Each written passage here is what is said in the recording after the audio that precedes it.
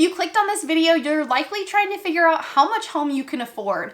And while you might be already using online calculators, I'm going to walk you through a couple of things you probably haven't considered yet, including things that maybe your lender, realtor, or online calculators just aren't showing you.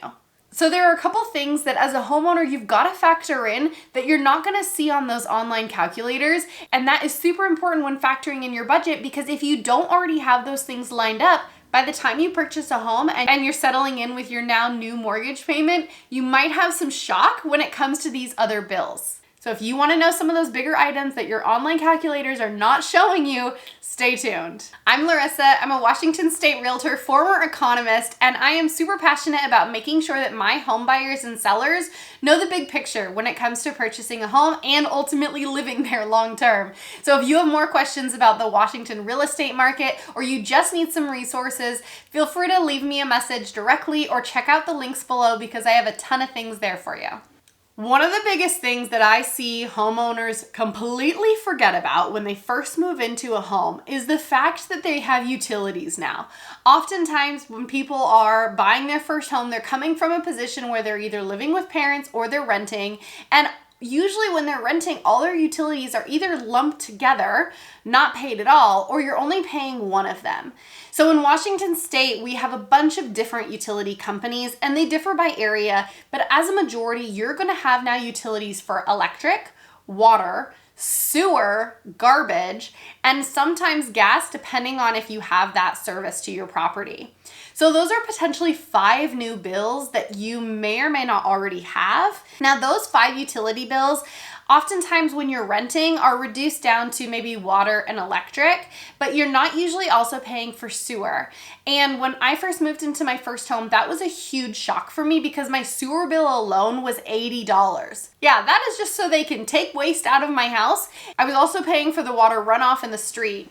And now the city that I'm in currently doesn't do that like the first city I was in does, but it is really important that when you're looking at where you want to live and what your overall expenditures are, that you get an idea of how much those utility costs by the city and what potentially all your bills are going to be. One thing that people often forget is your utility bills for your electric and gas are going to differ dramatically based off of your heat source and how old your house is. So I'll give you the example. I lived in a 1950s, 1,500 square foot Rambler, 1-story home, and that was my first home. My electric bill on that old furnace that it had was about $300 a month in the middle of winter. And it was just my husband and I, just the two of us. And again, it was about a 1,400, 1,500 square foot house. Cut to, we moved into this home, which is literally double the size. It's over 3,000 square feet. And we expected that electric bill to skyrocket. I was expecting like $500-$600 potentially because I had heard that is how much electric bills can be. However, the city we're in has a lower cost on the electricity and gas. And now we're in a home that is brand new because it was new construction built, has really good insulation, and has a brand new high efficiency furnace. Our electricity in the middle of winter is $150. So it was cut in half and doubled the size of the house. Those are things that are super important to keep in mind when you're looking at the age of the home and what property you're going into, and you might not be able to budget that up front when you're trying to figure out what all of your budgets are and what your house payment can be, but it is important to know the big picture of how much you're able to really allocate to your home. So your mortgage, interest, taxes, insurance is all that one bucket that you're seeing on the online calculators, but then you also have utilities and you also have home maintenance that you've got to factor into that big bucket of home expenses as you become a first-time home buyer, or maybe you're a second-time home buyer that is purchasing a different style of home or in a different area. Now, after utilities, the next thing that people fail to keep in mind is the maintenance of the home. So buying a brand new construction home is going to look very, very different than purchasing a home, again, like I mentioned, in the 1950s. And the reason for that is more than just the maintenance on the home itself. You see, when you're purchasing a brand new home, you have oftentimes a home warranty, and that's going to cover basically anything that could fail within that first year, or in some cases several years, depending on what the home warranty looks like. That is a product you can get when you're purchasing a home that's older. However, you've got to do it up front, and you have to have those conversations with your realtor in the process of purchasing the home. Never mind having a home warranty though. When you have a home that's newer versus older, you're going to have different types of materials used for the construction. So another example between those two could be the siding. When I'm out looking at homes with different types of siding with my clients, I'm always educating them on the type of siding that is attached to their home. So in Washington State, we have several different kinds.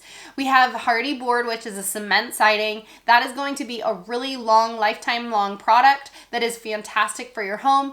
We also have a lot of wood siding, again, fantastic, but they're not really building with wood siding anymore, and they kind of stopped doing that in the 80s anyway.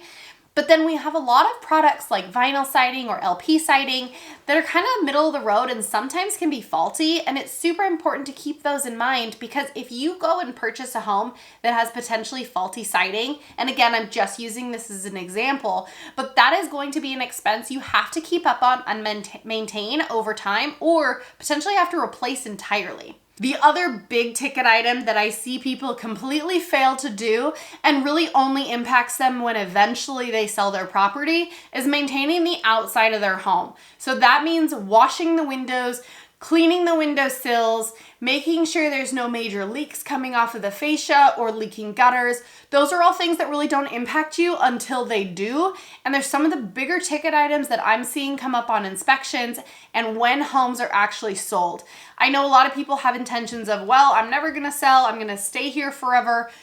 Life changes. You never know when you're going to need to transfer that property. And if and when that time comes, just make sure it's maintained. What I tend to do on a yearly basis is I will walk around the exterior of my home, look up at everything, kind of look around on the ground, clear brush, do what I need to do, just like fiddle around the outside, and that resolves all my issues, and then I don't have to come back to it or think about it on a yearly basis. Okay, the last thing I have on my list is the recurring maintenance items that are not the big ticket things, but all just the little tiny things that add up. So I have a recurring reminders list that is set to yearly and quarterly reminders, keeping track of what I need to do in my home every single year. This list has saved me so much because it automatically tells me what needs to happen at every time of the year. And there's some expenses on there in terms of maintenance items that you might not already think about.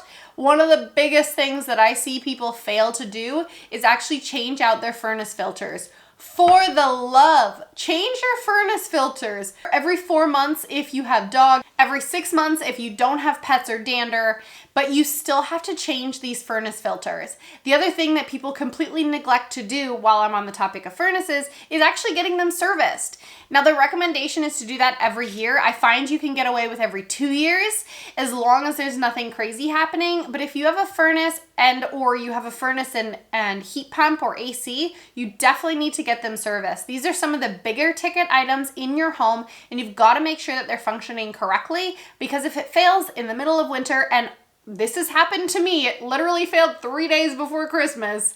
If it fails, it is a nightmare. So you've got to make sure that that is maintained and kept up with. So that is my list of items that you need to know about that are going to be in addition to your mortgage and interest that you've got to keep in mind when budgeting for your new home. I think it is super important you partner with somebody who knows all those different factors of a home and is able to educate you along the way. That is something that I am so excited about doing with my clients. And so if you have questions on looking at properties in Washington State, feel free to reach out to me directly or check out some of my other videos.